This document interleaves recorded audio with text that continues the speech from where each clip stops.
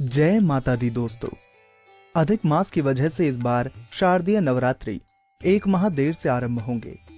हिंदू पंचांग के अनुसार हर साल पितृपक्ष की समाप्ति के बाद अगले दिन से ही शारदीय नवरात्रि शुरू हो जाती हैं, लेकिन इस बार 17 अक्टूबर से नवरात्रि का पर्व शुरू होगा।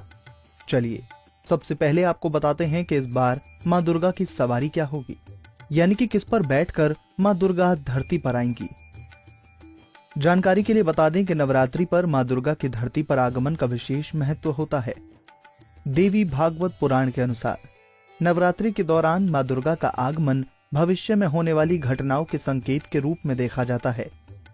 हर साल नवरात्रि में देवी दुर्गा का आगमन अलग अलग वाहनों में सवार होकर होता है और उसका अलग अलग महत्व भी है। अगर नवरात्रि का आरंभ सोमवार या रविवार के दिन हो तब इसका अर्थ है कि माता हाथी पर सवार होकर आएंगी। अगर शनिवार और मंगलवार के दिन नवरात्रि का पहला दिन होता है तो माता घोड़े पर सवार होकर आती हैं।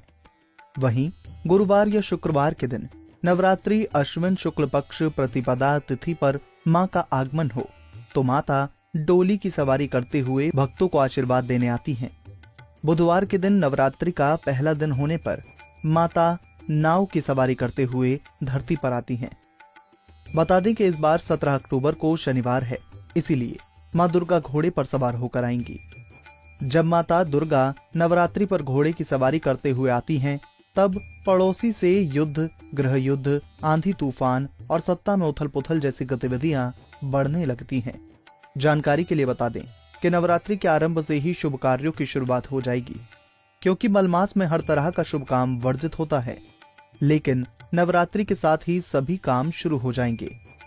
नवरात्रि आरंभ होते ही नई वस्तुओं की खरीद, मुंडन कार्य, गृह प्रवेश जैसे शुभ कार्य आरंभ हो जाएंगे। हालांकि शादी, विवाह, देवउठनी एकादशी तिथि के बाद ही आरंभ होगी। चलिए अब आपको बताते हैं कि कौन से दिन मां के किस रूप की आराधना करनी है। 17 अक्टूबर पहले दिन घट स्थापना होगी। 18 अक्टूबर दूसरे दिन मां ब्रह्मचारिणी की पूजा होगी। 19 अक्टूबर को तृतीया पर मां चंद्र घंटा की पूजा होगी। 20 अक्टूबर को चौथे दिन मां कुष्मांडा की पूजा होगी। 21 अक्टूबर को पांचवें दिन मां स्कंद माता की पूजा होगी। 22 अक्टूबर को छठे दिन मां कात्यायनी की पूजा होगी। 23 अक्टूबर को सातवें दिन मां कालरात्रि की पूजा होगी। 24 अक्टूबर को आठवें दिन मां महागौरी की पूजा होगी। दुर्गा महानवमी मनाई जाएगी और दुर्गा महाअष्टमी पूजा भी होगी। 25 अक्टूबर को अंतिम दिन मां सिद्धिदात्री की पूजा होगी और नवरात्रि का पारण किया जाएगा। इसके अलावा विजयदशमी भी मनाई जाएगी। कुंडली टीवी डेस्क से दीक्षा गुप्ता की रिपोर्ट।